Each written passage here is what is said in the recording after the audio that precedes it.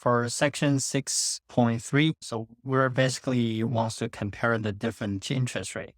If we were given APR, we want to convert into EAR. If we're given EAR, we want to convert into the first question. So let's say if we know the APR is 12% and the compounding periods per year is 4, so that is relatively easy to make the calculation. Again, we want to go to the equation, insert equation 1.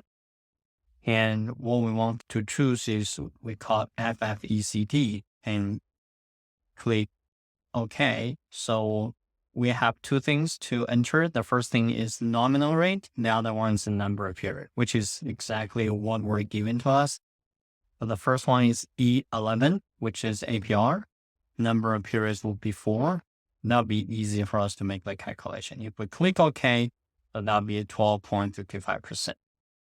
Again, if you are fairly familiar with this function, you don't have to go to insert function thing. You just enter effect and enter the nominal range and the number of time periods, and that'll do the same thing.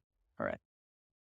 So let's look at another question that we were given the EAR. We also know the APR. Right? As a lender, the interest rate and the number of compounding periods per year. In order to earn this interest rate, what rate do you quote? So the EAR is 18%. Compounding periods per year is 12, right? So the function is, let's start from equal sign, insert function. The function itself is called nominal. If we click nominal here, two things, effective rate, number of time period, 18% and 12.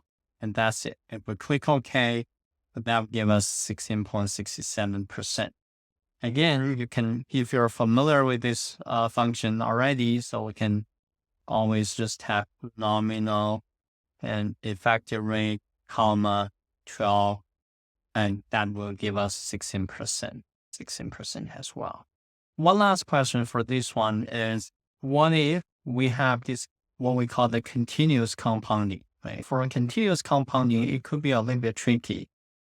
For example, if we know the APR is 5.5% and the bank is going to do with continued compounding, what the EAR will be, right? So there's no exact function to calculate this continued compounding, but we can use a function called EXP, right? Which is exponential of the APR, which is E69, right?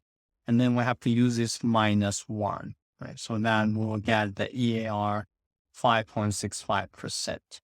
Again, you can also use the insert function by EXP, go to EXP, so the number will be 5.5%.